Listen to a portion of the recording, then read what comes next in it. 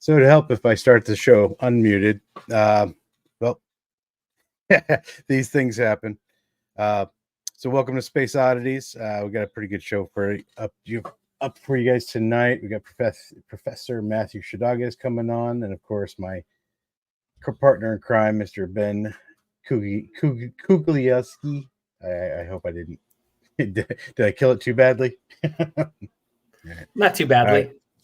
All right. We do unfortunately have to start the night at a kind of a somber situation. Regret to inform everybody if you haven't heard the UFO lawyer, space lawyer, and however many other titles he had. Mr. Michael Hall has passed away. Fortunately, he had several illnesses that he succumbed to, and he had a long battle with it. So he's in Valhalla now, and he's fighting the good fight on the other side. And rest in peace, Michael. And as everybody knows, he was with UAPX for a couple of years. He did he was in our documentary, A Terror in the Sky, and he'll be missed. He was always quick with a whip, and always a really, really nice guy. So rest in peace, brother. It always kind of sucks to start off on a sad note, but if it would be a dishonor, it would dishonor him if I didn't mention it and let everybody know about it. Other things going on. We got tonight. We're going to go ahead and finish up talking about the last half of Lou's new book, and then we're going to talk about exotic propulsion, which is exactly why Professor Matthew Szydagis will be with us tonight, since he's our resident expert, and he's also going to be teaching a class on the subject. So I figure who better to talk to us about it, right?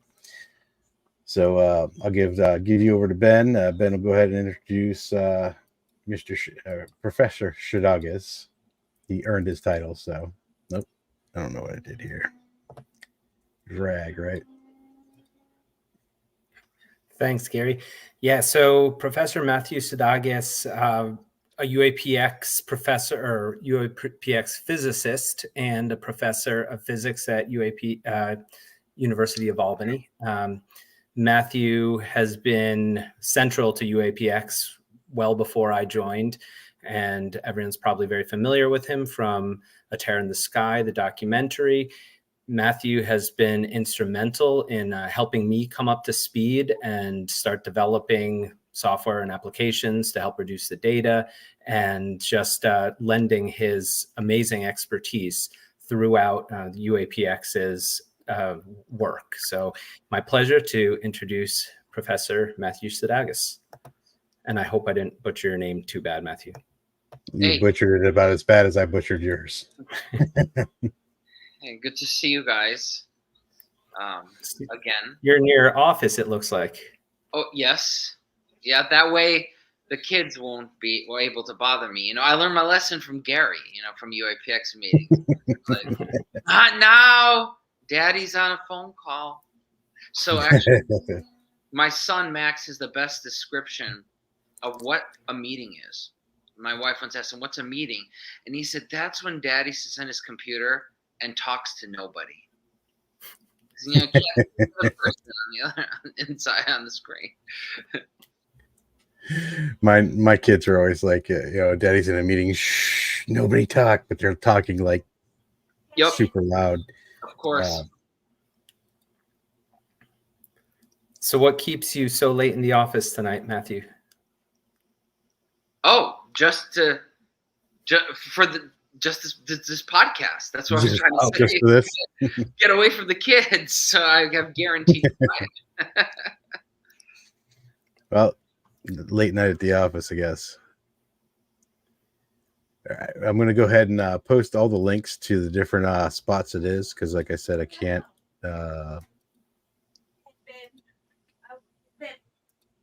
Give me 1 second. See, that's exactly what I'm talking about. Yeah, those are that's common during the UAPX meetings. But Yeah, exactly. See, that's why I'm in the office. It's not a late night at the office. It's I stayed late on purpose. mhm. Excellent. Will you be able to tell us at all about your reactor design today? Well, I don't know how much I can say that. I don't want to get in trouble because the patent is still pending. Um, Ah, but so I can certainly I can certainly talk in generalities, based on what's already public, like in news articles. excellent. But I thought we're talking mostly about Lou's book tonight. Still Well, finished. that's Yeah. Oh, all the right. primary Sorry about topic. that. Yep. That's anybody that's going to watch this podcast for long term. I'm going to have family emergencies. I'm going to have crises pop up left and right. It's just an inevitability of being a family man and having a tiny house and nowhere I can lock a door. You don't have to be live. You have to be live. Yeah, because I'm not big on editing, so Okay. I'd rather have it raw and live. This is what it is to be Gary Voorhees and Ben and Professor Szydagis. So I'd rather have everybody see the real of it. It's like when things start getting overproduced and they're cut up, and we saw how the movie ended up.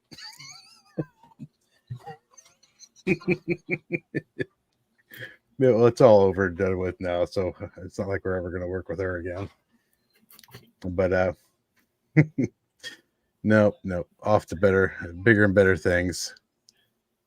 But no, yeah. So we're gonna start the first half of the show by just finishing up on our thoughts about Lou's book, because we hadn't finished reading it 2 weeks ago when we did our first podcast. And I'll be honest with you, I've absorbed about 1/3 of the book, even though I've listened to the entire thing and read it. So, but that's part of the problem. It's like with everything else, I don't have that whole quiet time that everybody gets or that other people get to just sit down and read and absorb. But I get 10 minutes here, 15 minutes here. I got 20 minutes on the road while I'm driving. Not to mention 6 kids in the back seat screaming. 6? Well, they're not all yours. No, they're not all mine. I carpool all the family's children at the end of the day every day.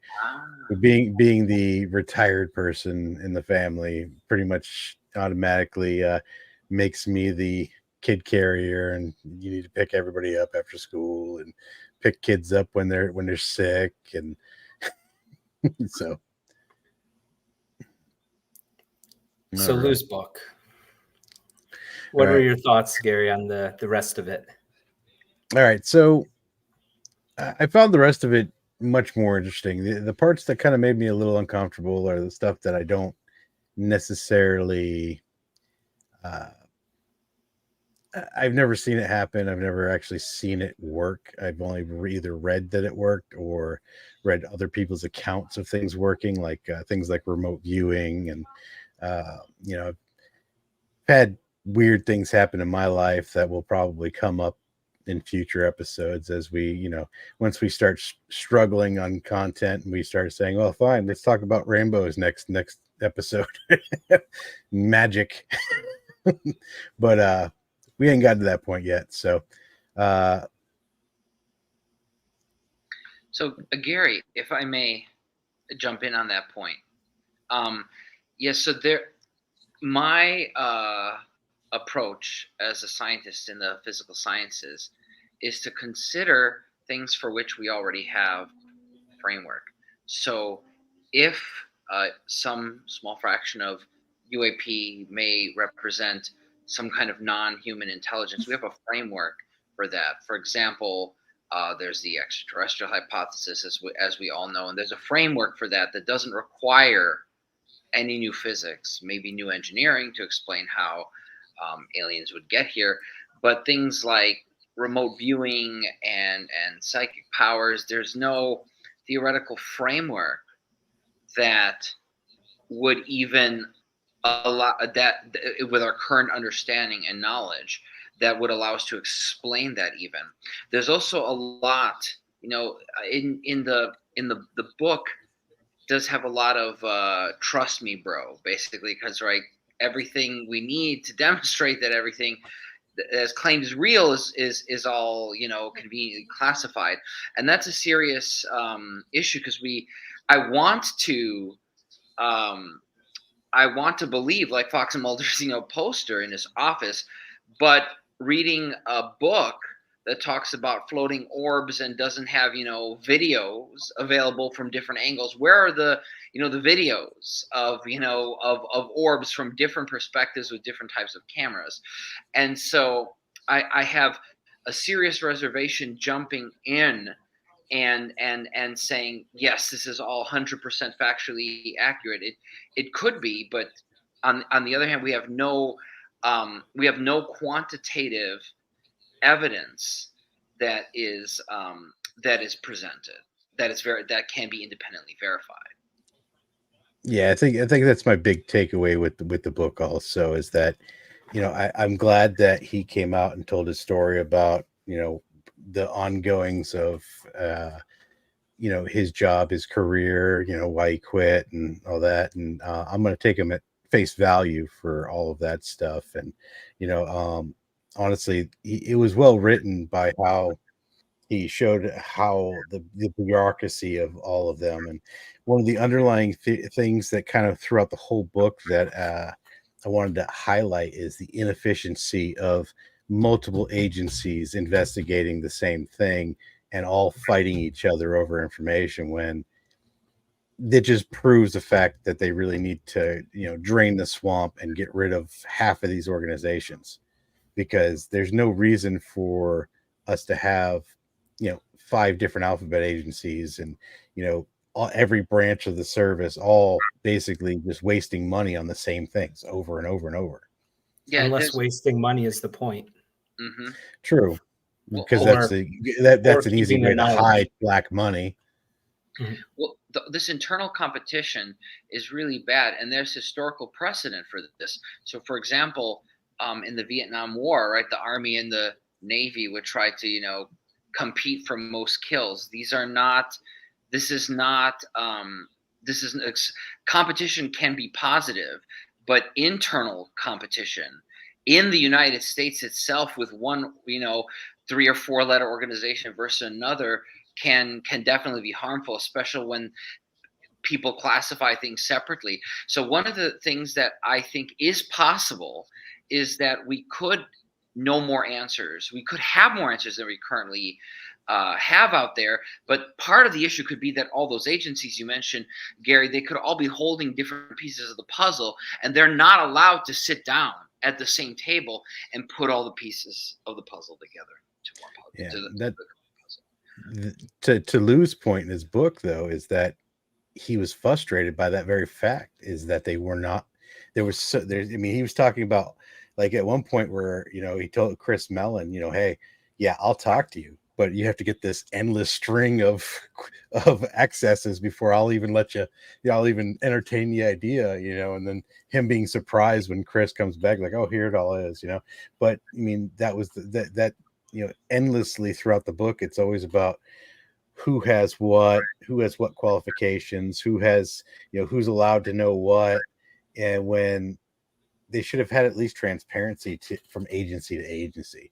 I can understand secrecy to a certain degree, but the transparency between the different organizations and the competition and the purpose. I mean, he was talking about a lot of people that like were purposely trying to sabotage other people too. So I mean, that shit is just, I mean, it's human nature, but when you get into these GS-15 positions in the government, you shouldn't be like that.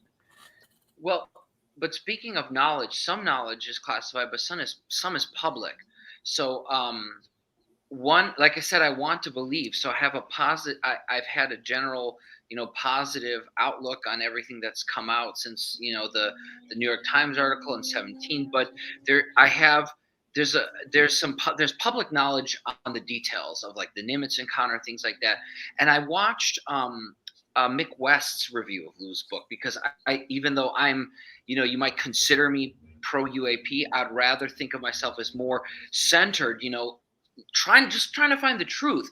And so I think it's really important to hear different viewpoints. So I even spoke to Mick by email about Lou's book, and Mick discovered some concerning mistakes, just silly things like he put the wrong pilot in the wrong planes, and who was the Wizzo in which plane was not correct. And there are details like this.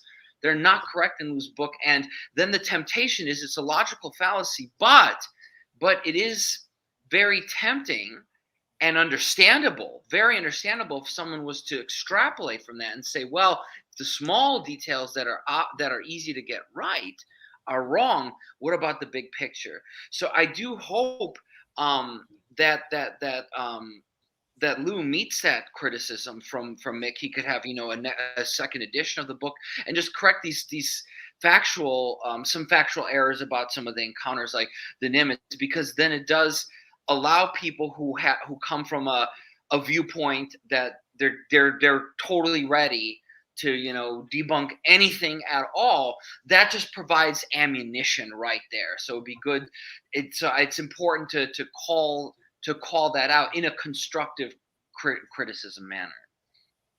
Yeah, no, I can concur, and I can understand why people are up in arms with any of the infallacies about the different events that he went over. But I'm going to go ahead and give him a pass on the individual events that he wasn't a part of, where he was just reading reports, or he is getting second or third hand information, and because like he could have taken the story from, I know he took my story, he took PJ's story, he took Jason's and Kevin Day and all the pilots. He took all of their stories, and all of a sudden he's got all these different stories in his head, and he's trying to sit down with his book and trying to put it all together.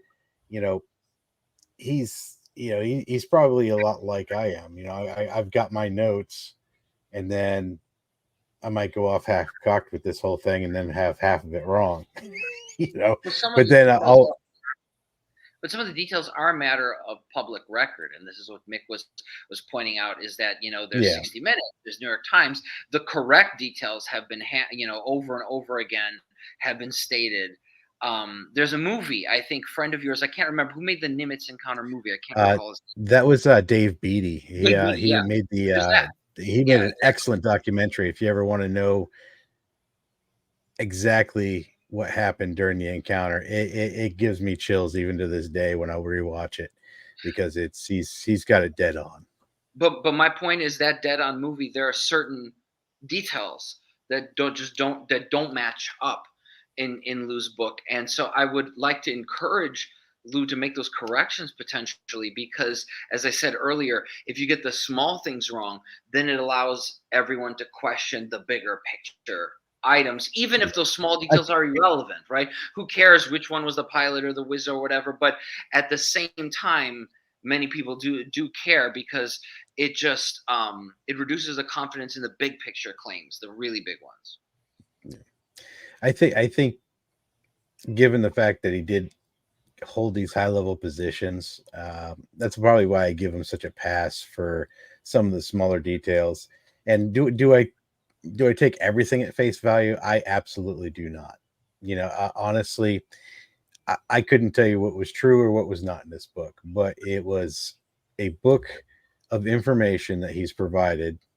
I'm gonna read it, I'm gonna catalog it, and I'm use it for later if it comes up as true. Because honestly, only time and government transparency will tell whether any of this book is true at all. And even if 1% of this book is true, it's absolutely amazing. So to me, great read, great book.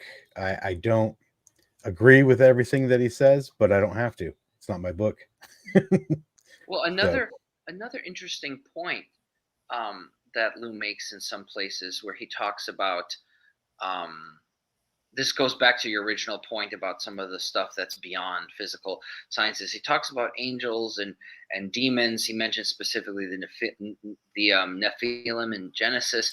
And I thought Nephilim. Yes, I mispronounced it. I found that a little strange though, because I thought that I've seen Lou speak on this many times.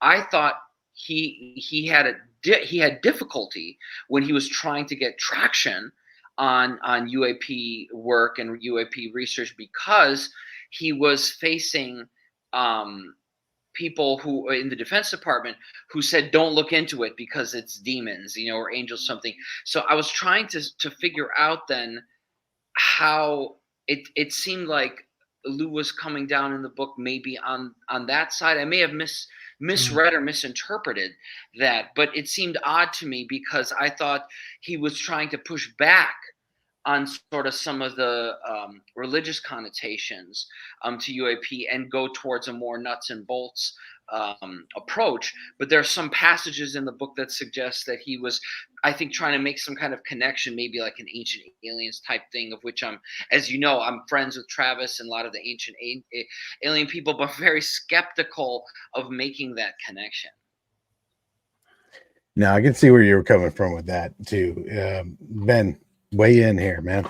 You've been too quiet. Yeah. Sorry. So this is your time to run your mouth. This is our platform, so do it. Be careful. Yeah.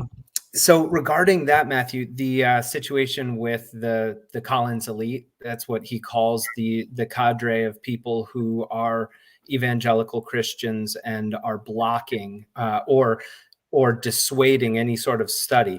Which, are they connected to the legacy program? Are they a front for the who knows? Or are they actually ideologically aligned such that they don't believe that we should? I glitched. They don't believe that this subject should be studied because just the mere act of studying it could, I don't know, let demons in, summon demons. I don't know. So with that mentality, if that is the actual mentality, and it's not just a front, not just another layer of misinformation to dissuade research, if that is their actual sentiment, it's applying a worldview that's just so limited. Unless they're right. I mean, well, I'm not ready to concede that. Look, so no, me neither. I'm a Christian myself, like Gary, but here's the thing: is I'm also a scientist, and it's the 21st century, and I believe in rationality. And I think that one of my heroes and hero of my daughters is Marie Curie, who won, who was Polish and won, multiple Nobel Prizes for her work in radioactivity. There's one great quote from her that can apply to science, religion, philosophy, and multiple disciplines, not just science. And she once said, "Nothing is to be feared, but is to be understood." And you can apply that to science, but you can also apply that to many different religions that teach, like mine or Gary's, that you should not fear evil, if you believe in God. But I think from the scientific perspective, I think that saying that something is off limits and shouldn't be studied, and Lou himself has said this, numerous times, that's a very dangerous mentality, because where do you draw the line? Now, of course, there's certain things. There's bioethics we can get into, but we shouldn't get into here, cloning and very controversial, things in biology. So I'm not claiming, we should just do everything, right? That's not right either. But also, it's really dangerous to take one's religion and force that on everybody else within a secular government structure. That's very dangerous to a free, open, and democratic society. Oh, completely agreed. Every point of that, Matthew. I was being very sarcastic with saying maybe they're right, but yeah, but maybe they're right. Maybe they're. I'm open to that, but again, where's the proof? I want to see, Agreed. A demon on on my iPhone. Like we've got to have physical, reproducible evidence. That's the way to make progress, to move forward. Yeah. I'm not ready. What was that Amazon movie? There was a series about basically the end of the world, and it was even alien civilization comes down, wouldn't show us what they look like, but when they finally show us what they look literally like Lucifer. Yeah, Was it so Childhood's End? Arthur C. yep, Clarke? yep, Childhood End. And I Yeah. tell you what, that if it comes down to end up being where some of the things that were written about in past times were aliens, and this is what they look like, it's going to come real quick into focus. Exactly what happened in our history. But even that wouldn't shake my faith. So I mean, it's when things come down to it, angels and demons, you can argue all day long about it. It's just like everything else in the UFO world and the from cryptids to UFOs to Bigfoot, until there's solid scientific evidence of something physical happening, all we can do is just sit around in sewing circles like this and complain about it and that we don't have enough information. Well, the idea that people who are in positions of trust, people who are tasked with running the government and running our defense apparatus, the fact that there are people in those positions who would let their fear of something dissuade them from actually understanding it, that's a complete dereliction of public trust. And it's, like you said, unacceptable in a secular society. I would argue unacceptable in any society that wants to actually advance. So it's really that line, fear or knowledge. And you can classify our politics all based on that. You can classify every human interaction on the lines of fear or knowledge. They're two sides of the coin. There's fear of the unknown. And then once you have knowledge of something, then you might have fear of it for good reason, or it loses its power. But not understanding something is never an excuse to avoid learning. Exactly. Knowledge is power, and you don't have to take action on your knowledge. So, for example, you might learn there's some, some evil non-human intelligence out there speaking very neutrally in my language, not picking one hypothesis or another. And you might decide, yeah, don't poke the bear. Don't take action. So knowledge is always good because it can tell you whether action or inaction is the right thing. Because you may have knowledge on, I brought up, bioethics, how to do you might have knowledge to do horrible things, but you don't do them. So knowledge can be used for action or inaction, but I think it's to stop collection of knowledge is just so horrific. And as a scientist, that's antithetical to everything I stand for as a scientist. Is you've got to push the envelope and learn. And sometimes, as I said, you learn something that suggests, oh, don't take that. That's a bad action, but you still need the knowledge first to make that decision. No. So to sum up my opinion of the book is just what I said earlier. I'm definitely going to reread it again when I got like more time to actually just sit down, because I was kind of rushing the read for the podcast, and I really want to actually sit down with a physical copy of the book and just absorb it. And after I do that, I'll have a more in-depth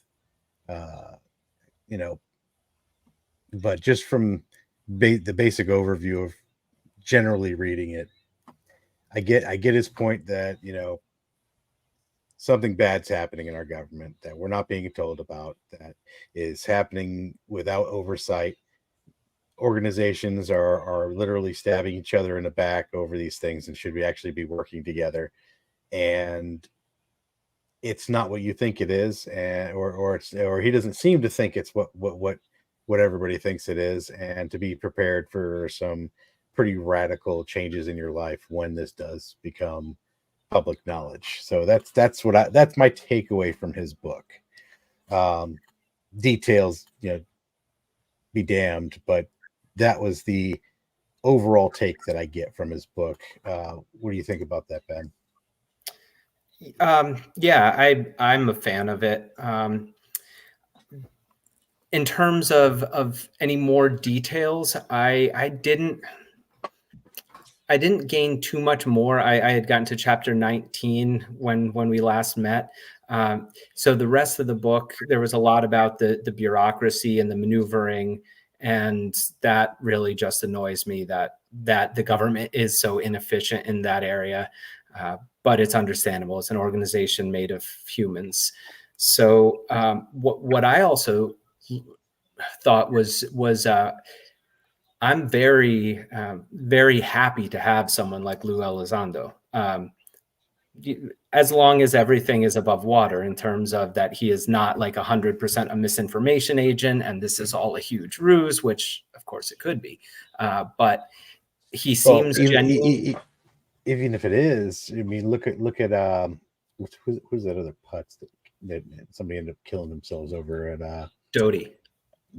I mean, even when he was interviewed, he said, most of his bullshit was like based on truth. So he'd take, this ball of truth and just manipulate and then send it out there. So I mean, even his he said the best lies were the ones based in the truth. Mm-hmm. So I mean, he could, like I said, his book could be 1% true, and it's still amazing. So I'm sorry to interrupt you, Ben. Oh, it's all good. Just speaking about him personally, how much sacrifice he went through, and that is all contingent on the story being factual. His life story being factual, which I have no reason to disbelieve him.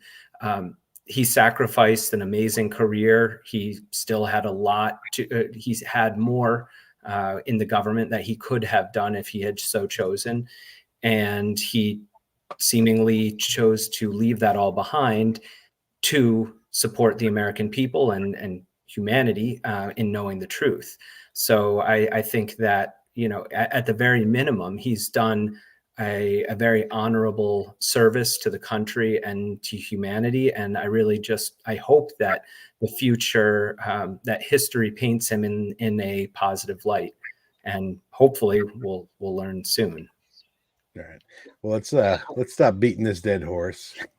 Oh, I got one more thought on that Gary, because Ben, you did say something that I was thinking, because like after everything you just said, there's still the worm in my mind. You mentioned, PSYOP, that's entirely possible.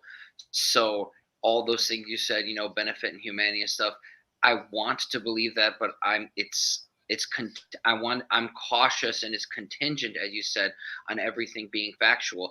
Everything is still there's still so many back and forth fights. I just saw a few days ago a Twitter thread between Stephen Greenstreet, who was also in the film with us, and Eric Davis, with Eric Davis, of all people, repeating some of the claims of the Defense Department spokesperson, saying, oh, Lou wasn't actually in charge of ATIP or anything.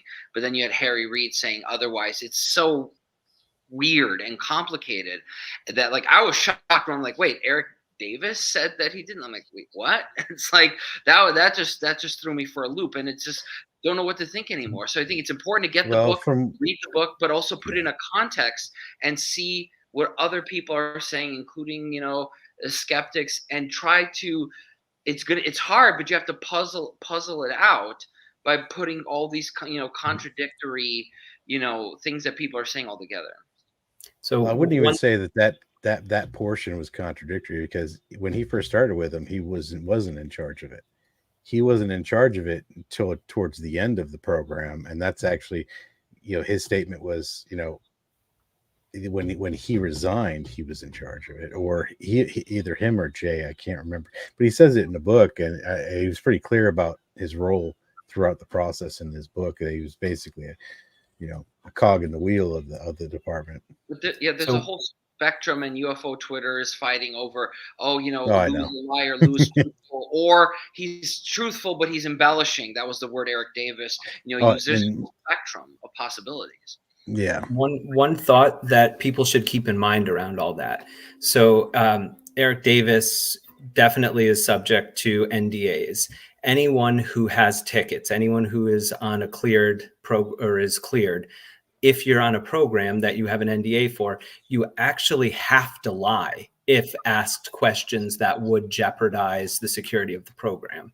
So he would have to, in some situations, make statements that would be untrue in order to maintain his NDA. It's obscene, but it's everyone with a clearance is told to conceal and to mislead if people ask questions. That is true for I mean, I wouldn't know about special access programs, but I know that I don't know about lying, but I know that, you know, I had an SCSI clearance, top secret. Only means that SCSI always sounds like it's even more important, but basically it's a top secret clearance, and I have the need to know about my weapon system, so I have to have the special SCSI clearance for need to know. So the SCSI is just for whatever it is that you need to know about, not necessarily, you know, a blanket thing where I can just have, you know, anything that requires SCSI clearance I can know. No, it's not that case. But we would not be able to allow, you know, we wouldn't be allowed to talk about operations. We wouldn't, you know, if we were, we wouldn't be allowed to talk about specific ways that our equipment operated, frequencies that we operated on, how it worked, how, you know, those specific things. At least in my situation, Lou is on the other end of that spectrum, and special access programs, things of that nature. I can guarantee that they tell those people to completely lie about everything if confronted with the actual truth. It's so messy. It's so messy. As I said, I recommend that definitely people should read the book, but also you have to take everything in context and basically read what critics are saying, read what naysayers are saying. You know, as you know, totally, you know, I disagree with Mick West on a ton of stuff, like Nimitz encounter. My gosh, like really get angry when you know, with me and Kevin with him. But when he points out the little factual things, I'm like, you know, that so he's right sometimes. So everybody, even people who maybe are most vocal critics of us, are sometimes right. A free and fair press is necessary. Yep, crucial. I recommend reading multiple books on the topic, you know, across the spectrum, from quote unquote true belief, you know, where we could probably put, you know, Lou's book, I guess you could argue, and I would read, you know, skeptical stuff from Mick and people like him, and let people look at the facts and look at the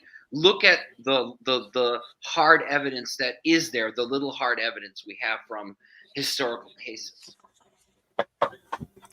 So the only thing I want to wrap up his book with is his explanation of how crafts work using basically a space-time bubble.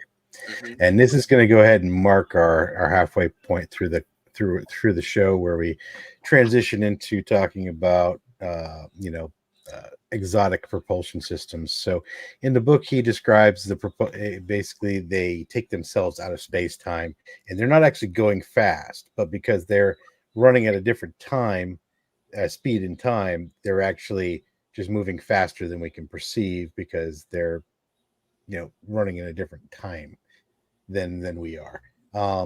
What is your take on that as a physicist? I mean, when he says that, and he just have you read the description that he gave of?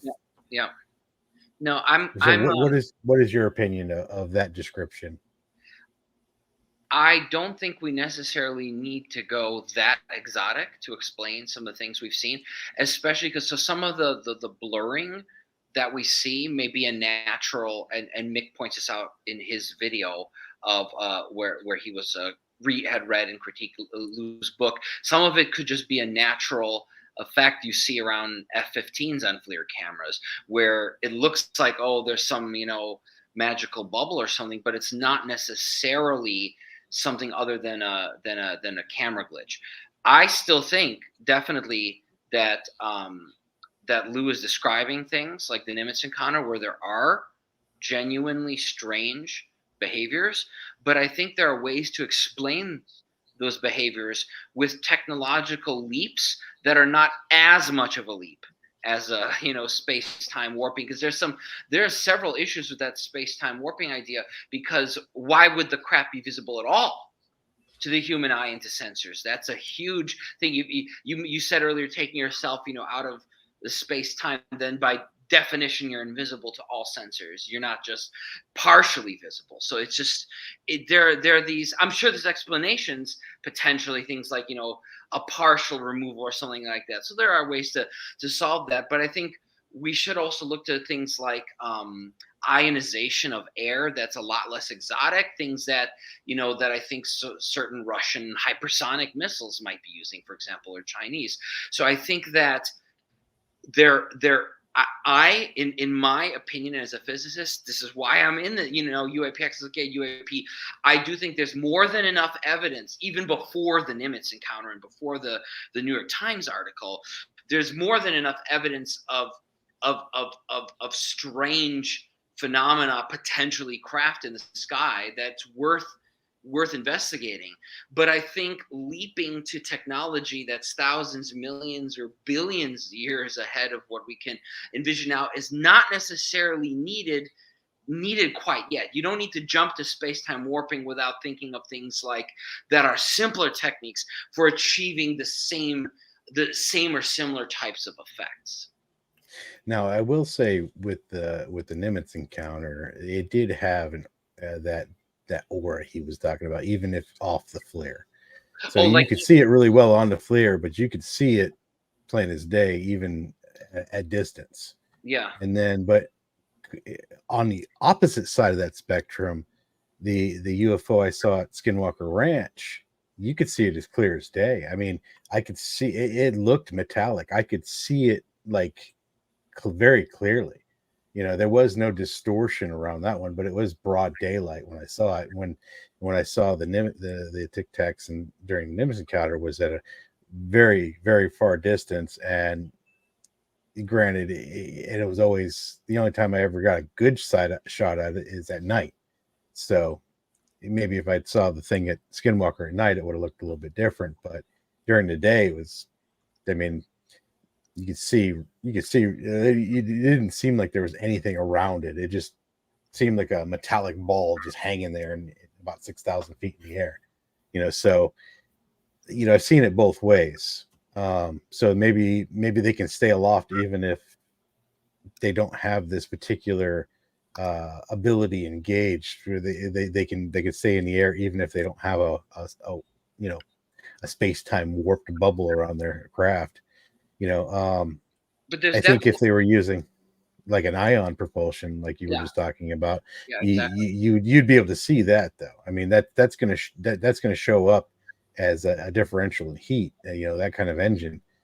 Well, not necessarily. We don't know enough about that because we're just, my point is that I do think that Lou's explanations are sincere in the book, but he's not a physicist. I've been surprised actually by conversing. I met Lou at the SCU conference, like in person, and he seems to know a lot of physics, not being a physicist, just conversantly with him. But I do think that before we jump to the craziest idea, we should look at intermediate possibilities first, even for, I'm talking about cases where we are fairly certain we are talking about something exotic and not mundane, because let's not forget, right, the vast majority of UFO cases will have prosaic explanations. But I'm talking about the legit, big deal cases like Nimitz, things like, Cash Landrum, Rendlesham Forest, things that, if you put 10 UAP researchers in a room where they probably agree. Well, don't forget Ryan Graves on 2015 and the square too. Within a, I mean, that's an ongoing thing that's happening literally every single day on the East I mean, Coast. that's why Brian's so passionate about it, because he literally is worried that one of these days, a pilot's just going to run into one of these things. Well, and the scientists the inhuman scientist part of me is like, man, I wish we could, bring down one of these things. But I understand where Ryan's coming from about, obviously safety. You don't want to sacrifice people to learn something, even if it's something, even if something exotic and a big deal. I was on Ryan's podcast many months ago, might have been a year or two ago, actually. Now time is working, right? But I was on his Merge podcast. Yeah. So it's, there's enough, I think, evidence. But again, as I said at the beginning of our episode today, so much anecdotal evidence. We need more videos. We need more videos of the same object from different angles and things like that. And that would be amazing to get to declassify, hopefully. Well, Matthew, one thing I saw. Go ahead. Oh, sorry, Ben. Quick question. So when you're talking about not going all the way to a warp bubble or space-time metric engineering, how would you explain inertia without going with, or how would you explain inertia and instantaneous acceleration, or inertia-less maneuvers like a right angle turn that have been observed, without getting into space-time metric engineering? That's an excellent question. First thing that pops in my head is, unfortunately, probably even more speculative, not less than space-time metric engineering. But Kevin had this idea where if you could somehow reduce your inertial mass by reducing your coupling to the Higgs field, but that's probably even crazier, because how would you even start that? But yeah, no, that's a really good question, because with some of the accelerations, which Kevin calculated, for example, with Peter Reali and Robert Powell in his paper, in his scientific paper, basically, and not just Nimitz encounter, because I can already hear Mick West in my head going, "Oh no, there was no acceleration. He just assumed it was high acceleration, even though I claimed he calculated it." But then there's Bethune. There's so many hundreds, thousands of encounters that you can't just all say, "Oh, they're all BS and everybody's hallucinating." And there's radar data going back to Herman Oberth. Again, we don't see the data ourselves, but rocketry pioneer Herman Oberth, Kevin always points out, is always talking about high speeds and high accelerations. So to go back to your original question, I think you're right that space-time warping is the fastest explanation, not in terms of like technology, because I said it would be so many leaps ahead of where we are right now, but it's probably the fastest explanation that would explain high all the acceleration. observables. Sorry? I think why they were leaning towards that is because it explains all of the observables that he goes on about.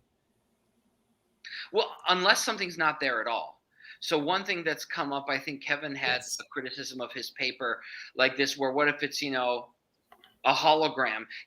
I was playing with my cat with a laser pointer the other day, as I often do, and while I was doing that, and I was like, wow, you know what? If I was some advanced NHI, again, neutral about what that means, ET or interdimensional or whatever. What if, it's just like cat with the laser pointer, they're just screwing with us. And literally it's like a laser pointer. So in some cases, Gary, as you point out, it seems like we're talking about a physical object, right? But what if things like the Nimitz encounter is basically the equivalent, of a laser pointer, in which case then, because of the angular acceleration then of your laser beam, holographic beam, there is no high G of anything. It completely solves that problem. I'm not saying I believe that. Again, I'm being open. This is a criticism that I know Kevin has been fighting against with his paper I mentioned. And so I think it's a legitimate constructive criticism, because it still doesn't explain who did it. Russia, China, NHI, right? It's still weird and it's still exotic, but that actually answers your original question, Ben. How do you get the high Gs without space-time warping? You get it by making an optical illusion. It's not a metallic sphere or tic-tac. It's just, so that's the first thing I thought of that requires no, Higgs field or space-time warping or anything. It's just, I was playing with my cat for you. today, You were talking about separating from the Higgs field. Yes. Wouldn't that equivalently actually be like more like anti-gravity then? Because that would lessen your mass, right? Well, it depends. That's a really good question. It depends. Is inertial mass and gravitational mass identical, right? Because it's one of those mysteries of the universe. Why is it that it's the same mass in F equals ma, the equation for pushing something in any direction, right? Including, horizontally perpendicular to the Earth's gravitational field on the surface. Why is that the same mass that's in the gravitational equations? That is not fully understood.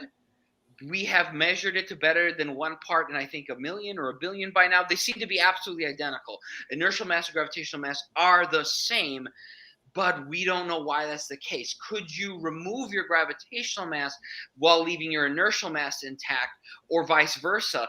In the case of flying, and doing high G's, you need both, right? To fly, it would be good to remove your gravitational mass, right? Anti-gravity. But if at the same time you don't want to just fly, but you also want to do this crazy stuff in flight, then you'd also need to negate your inertial mass.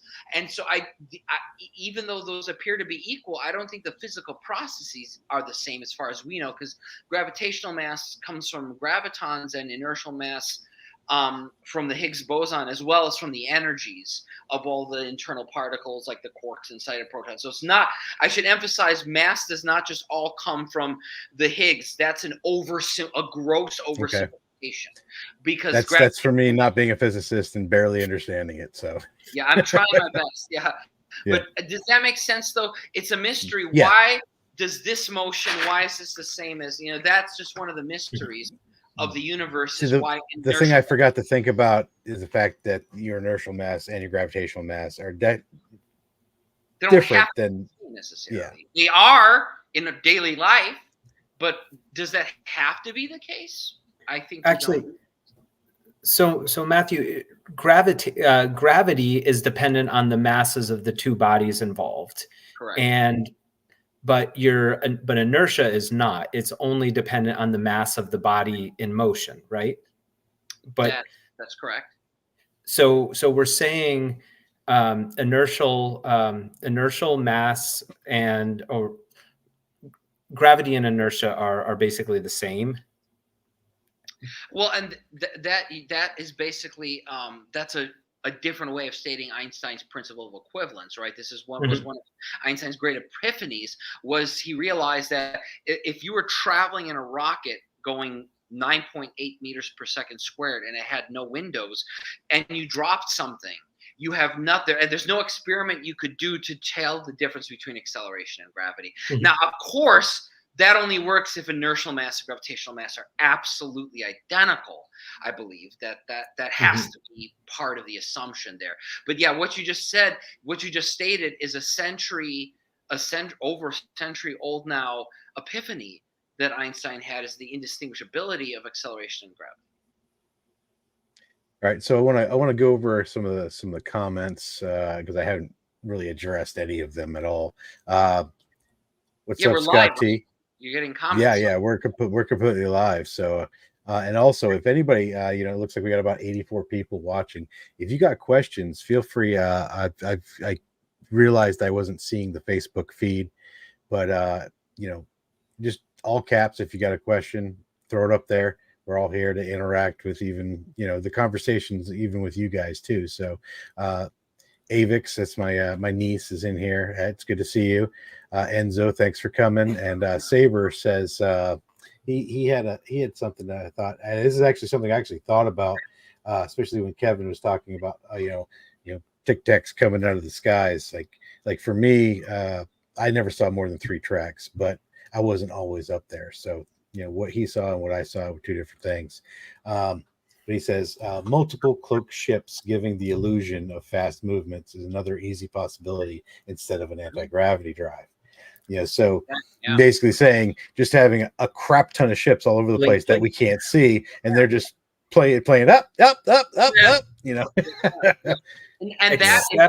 that is way easier to do than space-time warping. It's still beyond our technology as humans, but that is way easier than space. Well, no, we do that now. It's called drone light shows. But the only issue I would take with that hypothesis is, well, in the Nimitz encounter, you had the tic-tac approach and then visibly accelerated over the horizon in a moment. You're right, Ben. And I do take Good issue thought.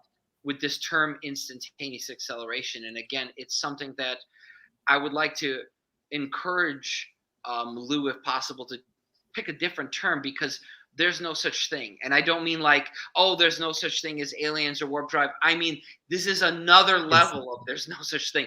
Basically, instantaneous simply means faster than can be measured, but you're not going to have something truly instantaneous in nature, even if we entertain exotic, whatever exotic thing you want to throw, in there. So I think indistinguishable from instantaneous is possible. Arthur C. Clarke and his quote about magic and science and advanced technology. But I do think near - instantaneous, maybe that's still wrong, but maybe slightly better. But yeah, that's a really good point, Ben. It didn't just go, it went, right? They saw. Well, when it comes to continuum, yeah. It's just instantaneous based off of our perception. Because Yes. To give like a context for that, I was reading an article today about the possibility of us living in an 11 dimension reality, meaning that for every being on these higher dimensional planes, from like you say you take a fish out of the water, he lives a 2-dimensional life in the water, and you pull him out, and then there's all these 3-dimensional people walking around, and then somebody in 4th dimension pulls us up, and they're able to look back and forth on their own timelines, and then you go, somebody in the 5th dimension, and he sees all of our timelines and all of our possibilities. So it could be just some type of entity that lives in another, in a higher dimensional plane than we do, this stuff is just, it's not instantaneous. It's just instantaneous from our point of view. Exactly. And this seems like a minor point, but the thing is you're going to have physicists who would be open-minded otherwise are going to hesitate when they hear things like instantaneous acceleration, because immediately sends up a red flag, because again, like that's a different level of impossible than space-time warping or exceeding light speed. Even it's basically just an oxymoronic term to say that. Real quick, are you guys good for going over an hour? Because I got a feeling this is probably going to go over an hour. A little bit, yeah. I didn't even, as you know, I'm still in the office, so a little bit over, maybe like 20, 30 minutes. But you should start throwing more questions at us to make sure everybody who's watching gets their questions answered, who are watching live. Well, I think we covered any of the questions, and I think people are still just starting to get in here and just listening. And like I said, we got 95 people in here now. So, I mean, if you guys got questions for them, throw them out here. I won't say that there's no stupid questions, but I will say that we will try to answer all of them. In my opinion, as an educator, because I'm a professor, stupid questions do exist, but they are rare. They are rare. Most of the time, when people think they have a stupid question, that is not the case. They are selling themselves short, and so the vast majority of the time, it legitimately is not a stupid question, especially when I'm throwing things like Higgs field and anti-gravity, at you earlier, Gary, it's completely, and I hope, this reminds me, we need to advertise my class because I really hope I need more students for my exotic propulsion class. Now, it's not free, and I know that's probably turning a lot of people away, but I just want to emphasize to people that their money is going to a good cause. A substantial portion goes to the Society for UAP Studies, which is another organization just like UAPX or SCU that's dedicated to studying this phenomenon, and just like UAPX, SWAPS is a 501c3 federal nonprofit. So it is not it's not about making profit. It's about getting money to be able to get things done in UAP studies. So it's not about lining pockets. Although I definitely have a cut of the tuition for this course as well. And I'm not going to lie, it's not going to all go into, UAP studies. It's also going to go into babysitters so that I can go on dates with my wife, so I can improve my mental health. But it's not about lining pockets. And I guarantee everybody that the class will be worth every single penny of the cost. It's going to blow your mind. And I do. Like I've already bought my class. I'm going to the class. You don't have to be a collegiate. It's not a collegiate level class. Will there be some stuff in it you might not understand? Absolutely, but most of it, you're gonna learn about all of the exotic propulsions. Like we're just tipping the iceberg on this. I mean, this is going to be an in-depth. It's going to be crazy. I'm going to cover everything from ordinary rocket propulsion, because you've got to start there, all the way to things like, the space-time warping, ionization of air, solar sails. Not really exotic, we know how to do that, but magnetic monopole propulsion for potential UAP. Just anything I could think of that I've known from my studies of physics, as well as of the history of UAP, is going to cover all the mainstream science we know, and speculation beyond mainstream science. But we're not giving up on the scientific method in my class. The extrapolations beyond mainstream science still is always still evidence-based, or theory, or if it's theory-based, it's based on extrapolations from theories like relativity that we have right now. But there'll be something for everybody in this class. Actually, that reminds me, Ben, I don't think I saw you signed up. You haven't registered yet, Ben? But I could benefit. I could definitely benefit from learning more from Professor Szydagis. So and honestly, it's not too expensive. If I can afford it, I think a lot of people can, and it is going to a good cause. We work a lot with the organization that he's doing this class through, and the money that they receive actually is going to go to multiple different programs. That's to also educate the public. It's also to run other science that's going on, and even some of the profits, they are also earmarked to donate to corporate organizations like the Galileo Project, UAPX, SCU, a lot of the people that are doing serious science in the field. So it's worth every penny, in my opinion. Just to be able to hear Matthew talk about any topic, to me, is worth money.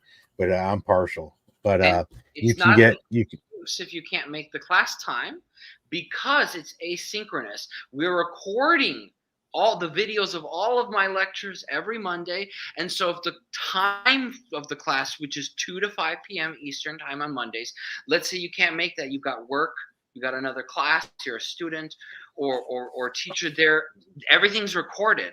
And so when you pay the tuition, you're not just paying for access to the live Google Meet, but you will have a permanent, you can download, all the videos. You'll have me talking for 30 hours over the course of 8 weeks. You can permanently have that, download those videos and go back to them later in life, or later on, and see. And so you'll have that. That's what you get for your money. Is you also get the recordings. That's very important. All right. So if you are interested, hold on. If you are interested in the show notes, I linked it to go to be able to register for the class. And then if you go to any of my feeds on any of my social media, if you scroll through my feed, I posted at least once a day for them so that people can have access to this information. So have at it, enjoy, and I'll see you at the class. Go ahead, Ben. Sorry for cutting you off there. I was just wondering, are there college credits? Because I had thought that this was a class that you were giving at UAlbany as part of your normal course of classes. No. Oh no, I wish that's a long-term goal that Mike's the phone, and I have. But the thing is, no. So this is totally informal. But remember, this is the first time I'm doing it, so it's a pilot test. And also, the vast majority, from what I'm looking at, these are, 60, 70, 80-year-old, retired engineers and they don't need college credit. That's the vast majority of the people who have signed up. They don't need any kind of credit. That being said, I agree with you. That's more ideal. And more importantly, Mike's phone does, who's director of swaps. So it is a long-term goal to turn this into something more formalized that can then be that would require accreditation, etc. Or I would do it through UAlbany, which is already accredited. But then that'd be an uphill battle in my department, not just because of the topic, but we can't just be teaching electives because we're just barely able to meet the core courses. So it's just a gigantic headache. So just this year is not a good time, but that doesn't mean that it won't be done in the future. That would be great to get kids thinking outside of the box rather than forcing them into the box. Yes, but my class is very neutral in the sense that, well, we're starting from the box. We're starting from the Newtonian box, and then we're climbing out to the box of Einstein, the bigger box. And basically I've structured my class where you get a foundation of basic physics. And Gary mentioned earlier, a lot of people I think are scared, not just scared off by the money, but by math. And I've said this again and again to everybody who was potentially interested on the fence, that of course I can't avoid math completely, but I promise people that I'm going to go very slowly through any equation. Looks scary. We're going to go through it, and I'm going to use pictures. I'm going to use animations, and there's no homework. So who cares if I've got some slides with a lot of math in them that some people may not get. It's not like I'm going to test you on it, and there's no college credit, as we just said. It's not like it's going to matter. And so people should not be afraid, because I'm going to have videos, I'm going to have pictures, diagrams, and I'm going to try to explain the math as simply as I can. And also on one of my very first slides on day one of class, so this is a little spoiler, but on slide 2 or 3, I have a little joke. I wrote, "Oh, I'm so scared of taking this class. It has so many words in it," said nobody ever. Right? People are afraid of math, but people need to understand that math is the language of nature. It's the language of the universe. And if you don't like math or hate math, I hope that I can change your mind, because it is a necessary component of the world around us. I'm not saying it's everything. I said this at the swaps meeting. I'm not going to tell you that love can be quantified with an equation. I'm not saying all of the universe is math, but a lot of it is. And again, I'm demathing a lot of the class. For example, I'm going to show simple equations for special relativity. I'm not going to do any of the math for general relativity. That's way too hard. Multivariable calculus, tensor calculus. I'm not doing that in the course. I'm not even showing the equations at all. All right, Matthew. I think you're gonna start scaring people off to keep talking about I don't want to scare people off. Well, if they've already paid, it's too late, right? We got your money. So I'll be signing up. Yeah, you should. Yeah, you but should. yeah, I'm definitely looking forward to it, and it's anything that expands my knowledge base, I'm always up for. I mean, it's wild where science is going right now. So everybody should be interested in trying to expand your horizons and get to know what's out there, what's possible, what's mathematically possible, but engineering wise is not possible. What are the difficulties that we're having in all these different, because there's multiple things that we consider, exotic propulsion, which should just be actually just say, they shouldn't say exotic propulsion. We hadn't figured it out yet. Propulsion is what they should say it. Well, exotic in the sense that some of what I'll be covering might never be possible, because it just will never work. Maybe it's against the laws of physics.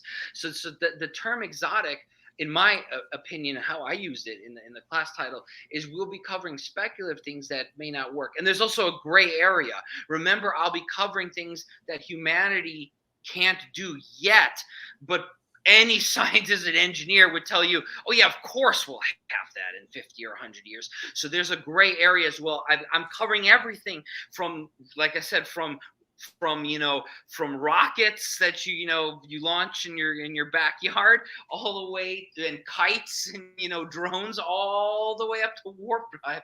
So basically it's an 8-week course that's going to cover everything in between, and it's very open-minded, but not so. I'm very open-minded, but not so open-minded that my brain falls out, like the saying. So we're going to cover warp drive, but I'm not going to claim to, and I'm not going to, a student might raise their hand and claim this in the class depending who signs up, but I'm not going to tell students that, like, oh yeah, you can go build a warp drive in your garage with a 9-volt battery. So yeah, that's not happening. So I'm going into speculation, but don't worry, I'll buy one of these books on 0-point energy. I got the energy. We'll cover 0-point energy in my class, but we're going to cover it scientifically. We're not just going to make stuff up.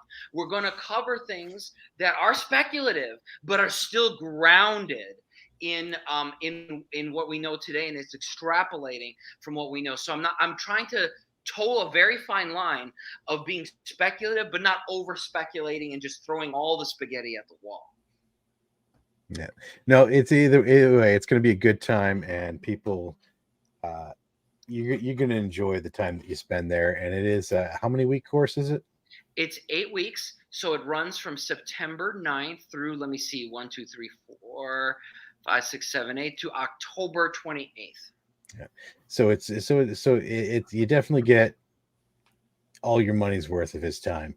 And to give you an idea, I can't afford to pay him full time, so you're getting your money's worth, and I promise you that. So let's stop selling things and get back to discussing things. You got any final thoughts? Because it sounds like you're about done, Matt. So me? I won't hold you up any longer. It's already we're already at 1:11. No, so, I could push a few more minutes if you wanted to cover something else. Okay, well, I did see something cool today that I wanted to get to. I thought of you when I saw it. So I was watching a thing on ion propulsion, and this scientist or engineer, actually, it was an engineer. He wasn't a scientist, but he decided to, instead of using an ion propulsion engine, he actually made ion propulsion foils going across the wings to produce the propulsion, rather than he basically incorporated the propulsion system within the wings rather than an actual like jet, an engine or anything off the back of it. And he seemed to have a lot better results with at least a scaled model than he did with the actual engine model. What are your have you seen that? Or I have not, unfortunately. But Yeah, I'm covering ion technology in my class. And it's one of those things that's, again, in the gray area. It's not exotic in the sense of could be impossible, but exotic in the sense that we don't have that large scale mainstream yet. As far as we know, right? Unless there's some black ops thing, or Kevin and I call it the Wakanda hypothesis. So whenever we're talking about NHI, it might just HI, but it just might be humans that are hiding in some country that's cloaked or something. Yeah, what do they call that? The alternate something theory, or breakaway civilization theory. Breakaway, exactly, yeah, exactly. But Kevin and I, we're fans of comics and superheroes. We call it the Wakanda hypothesis. I don't remember if Kevin or I coined it first, or if we thought of it at the same time. And I'm sure somebody else has already thought of it. There'll be some angry message now on YouTube saying, "Hey, I thought of that same phrase 3 years ago." Like. Yeah. That's fine. We thought of it independently. Well, it definitely proves, it emphasizes the point you're trying to make, though. So that ion, what you were describing, that sounds really cool, and it definitely would work better to distribute an ion wind type propulsion system across the wing rather than having an engine nacelle. The idea being that you're actually working with the aerodynamic principles, like Bernoulli's principle, where you need the surface adhesion of the airflow over the airfoil. So if you're inducing motion of the air using ionic wind, you're going to get awesome lift, almost from a standstill. It's almost like it's like called blown flaps on aircraft. You can get airplanes that will take off very slowly, and with very little forward motion by blowing air over the airfoil. Oh, I thought we were talking about ion engines for space. You're talking about in the atmosphere. Yeah, for the atmosphere. yeah. Now, so based off of what I was listening to today, an ion engine needs like atmosphere to work. It does. What does it use in space? Do you have to provide the propellant for it at that point, or it's just Newton's third law? Basically, again, I cover this in my class. Basically, you're still throwing shit out the back in at least one of the designs I'm covering in class, and what you're throwing out the back is heavy nuclei, basically, that have been ionized. That's one design. I'm sure Ben knows of alternatives, though. Yeah, so you're just dumping it like a dump truck. Very fast. Like a rocket. You just throw shit out the back, and it's Newton's, it's conservation of momentum, and you go that way. Yeah. Were you talking about an ion thruster or ion propulsion? So an ion thruster that works in space through reaction mass. Exactly. That's what I meant. Yeah. Exactly. Yeah, the heavy ions. But lifter, what we call lifter technology on Earth, is where you induce ionic wind. That's like that Dyson fan with no moving parts. Basically, you just need to have. It's a trick. I don't know if you saw this video. I think it was Action Lab. There is a moving part, but they hit the fan inside. So actually, it's a ripoff. It turns out. Okay. Okay. Well, the ionic. Yeah. It's pretty funny. You should check out the video. I'll have to take a look at that. The ionic wind, it's just you have two electrodes at very high voltage, 20,000 volts or something. And I forgot what direction it flows, but you're going to get. It goes from positive to negative, where the positive anode is at the beginning and the negative's at the end. Wait, Gary, let Ben finish. Yeah. No, that's yeah. So you would have your anode, and then you would have your anode at the beginning of your airfoil, and then the cathode at the rear of the airfoil.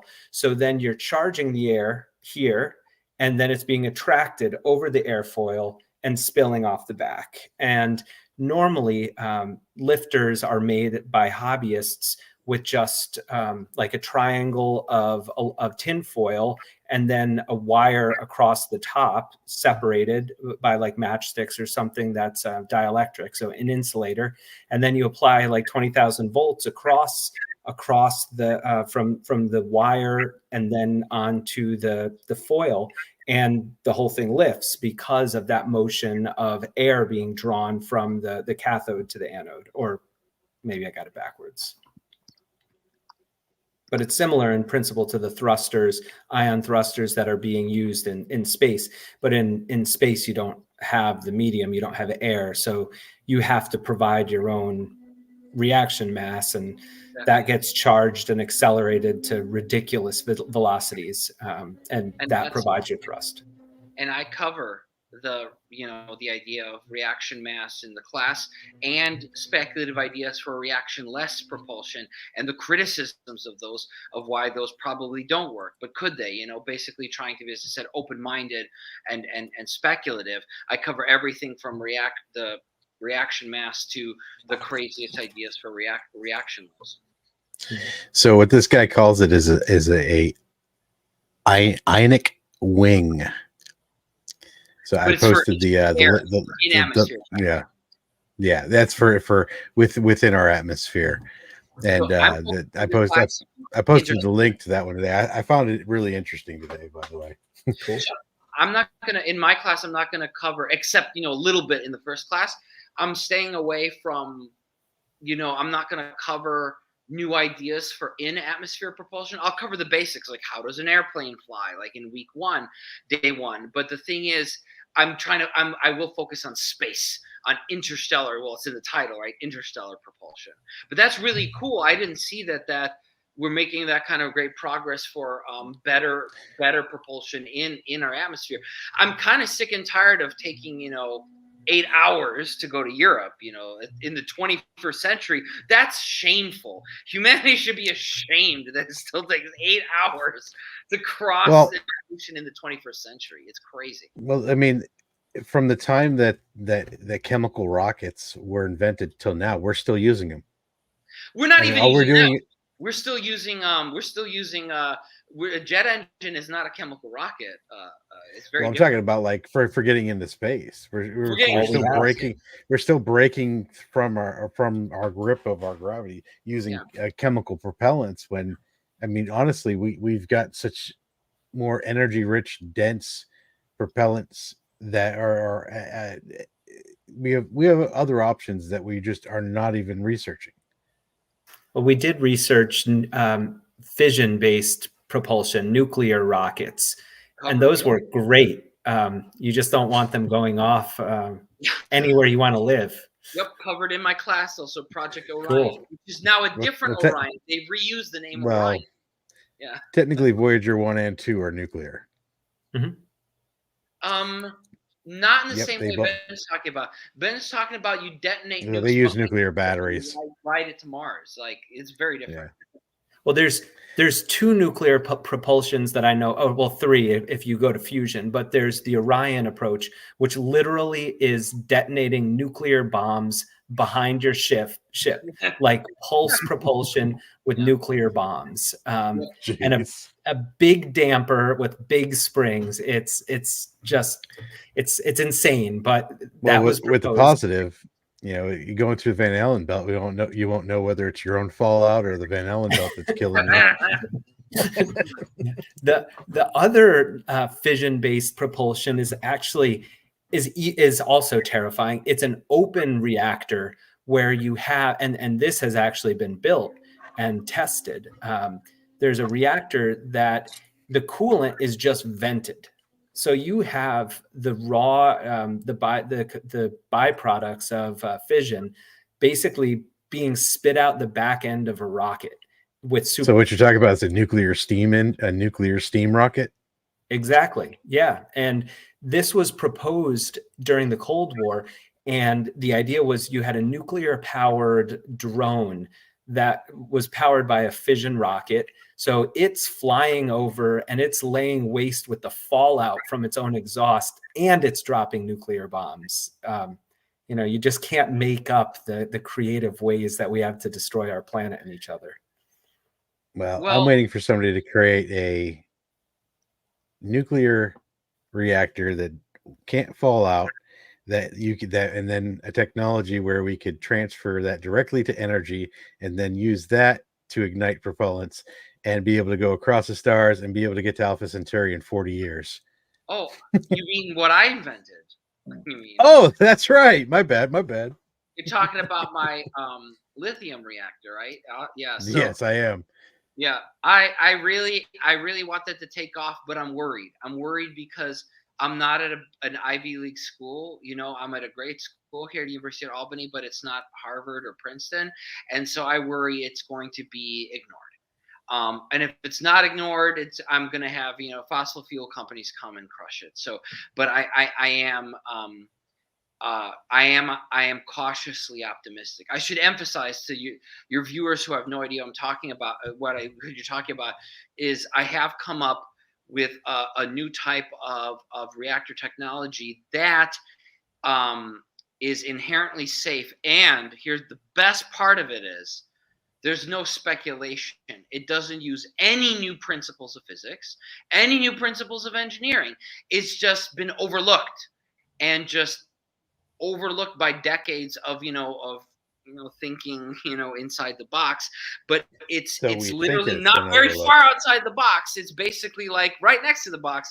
There's no new physics or engineering required. So like if I was at Harvard, I would be swimming in the cash from this idea by now. Like I would be able to jump in a swimming pool like in that South Park, either in the cash or with the fishies, whichever way it goes. Yeah.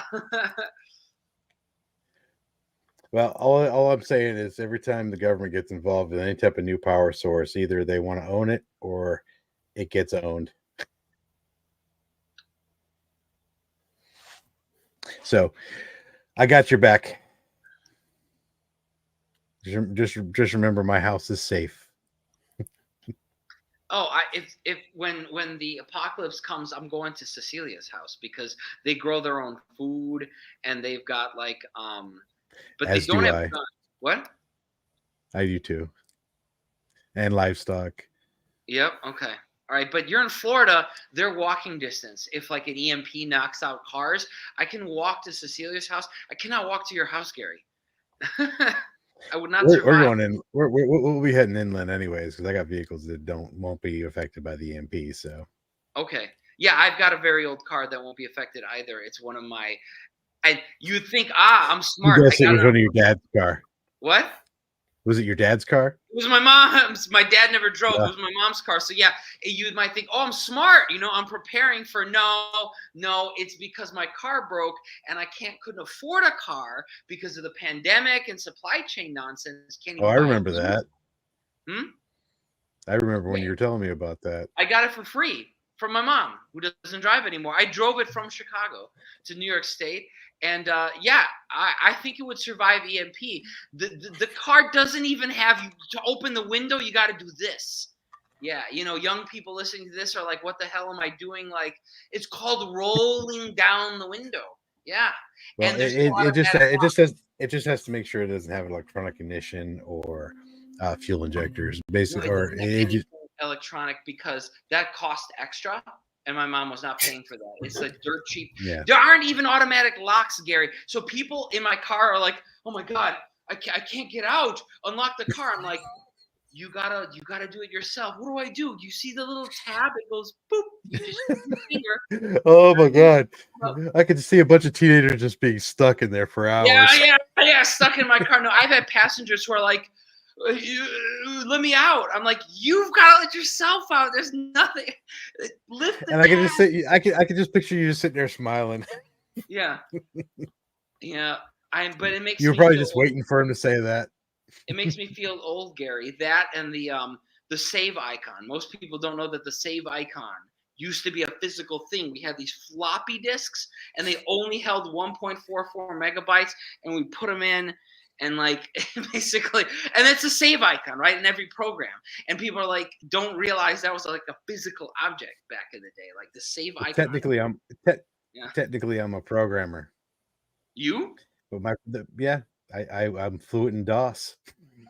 Okay.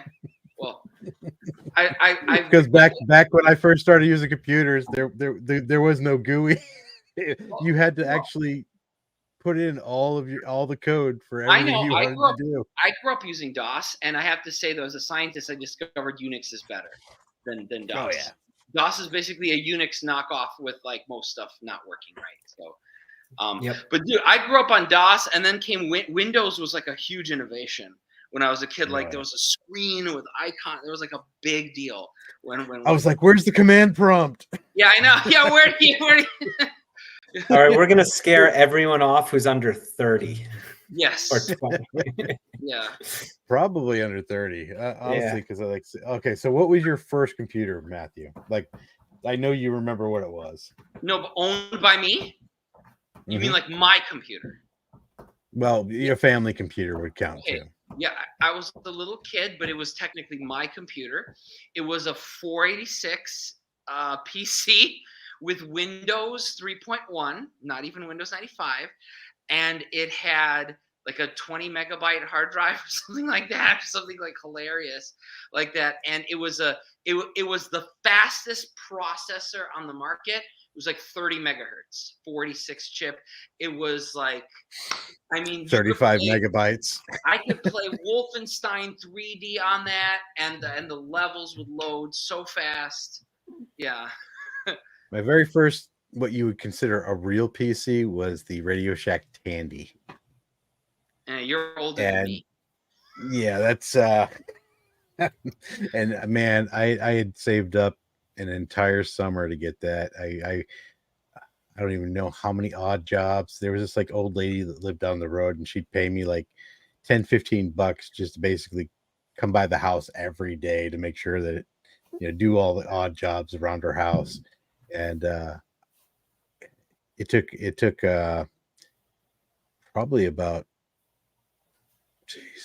I think it was so expensive at the time, and I think it was still almost $1,000 then, because I bought every accessory that came with it.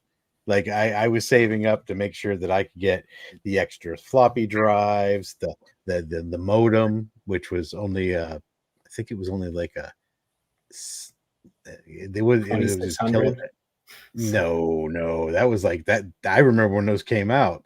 This was like the baud rate was only like I think five like 5 bytes a second if I was lucky. But yeah, that's but my programming stopped with Windows. So once I had a nice GUI, I could start clicking on things. I stopped programming. I didn't, Yeah. and it's absolutely crucial to being a physicist. But something you said earlier, Ben, I need more people like you in my class because you point out something I didn't know. I'm not an expert in all propulsion techniques, and I missed something. Now I'm going right now as we speak, and I'm editing my slide for this Monday because I forgot to mention the steam, the open reactor version. I had only the other one in it. So this is why I need people like you to raise their hands and be like, hey, Teach, you forgot something. I really want experienced people to take the course. I really do. Enzo, you're showing that AIDS, brother. Me or Ben? No, Enzo, he's one of the people watching. He says he had a 300 baud rate modem. Mhm. Oh my God. My sister. Man, I tell you what, I almost cried when the 56K modems came out. I was like, wow, it'll never get faster than this. that reminds me. Here's another spoiler alert from my class. But I'm actually quoting. I think it was it Martin Van Buren? I think it was governor of New York. He was later president of the United States, who wrote a letter to the president of the United States saying that God did not intend man to go faster than 15 miles an hour. And it was super dangerous, that trains were super dangerous. And this is a great quote. I've got quotes in my class from people that are just hilarious about propulsion. And it just blows your mind when you look back and you're like, people actually thought this shit. Like 15 miles an hour will kill us, Yeah. They had great Well, I mean, illustrations to go along with that. The fear mongering around trains when they first started showing up, and the horse lobby couldn't have that, so they had like posters showing trains setting fire to the entire countryside and scaring livestock and at the ungodly speeds of 20 miles per hour. Well, the same thing. Yes, The same things happened with electricity. The fight between DC and AC. I mean, Edison was over there electrocuting animals with DC just to make, to make it look like it was, oh, don't use DC. It's gonna kill everybody. Look at this. No, that was Tesla. Other way. The elephant to show Tesla was the one that he was trying to fight against. Tesla used alternating current, so. Yeah, so you're right. I had it flip flopped, but backwards. He was electrocuting things with alternating current, and it was like taking forever for them to die. And it was just like literally cooking them from the inside out, like animals and things. It was disgusting. He did an elephant, like they electrocuted an elephant in order to try and fearmonger people into choosing a DC distribution system, which DC distribution would have required like a power plant every 2 miles because you have so much resistive losses in DC that it would have been a failed infrastructure. It would have been like just skipping to idiocracy rather than progressing through it naturally like we're doing now. Yeah, no kidding. Well, gentlemen, I need to eat dinner because I'm still in the office. It's 9:34. Dude, you're able to leave anytime you want. But I got one more question for you. All right. No, I really don't. I just want to keep you here. Okay. All right. It's time for me to go home and eat. Yeah. All right. Well, Matthew, this was Professor Matthew Szydagis. I appreciate you coming, sharing your massive intellect with us. It's always a pleasure, and I look forward to you coming back on whenever I drag you on here again. But thank you for taking your time with us. You have a good night, and make sure the family says I say thank you for sharing you. You're welcome. Good night, Gary. Good night, Ben. Good night.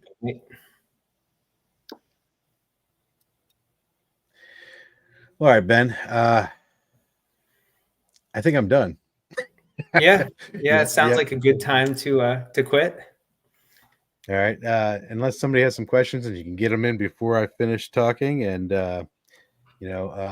all in all, it's always great to have Matthew on. It's always great to have a good conversation about, about just about every rabbit hole we could fall down. And I look forward to another good episode here in another 2 weeks.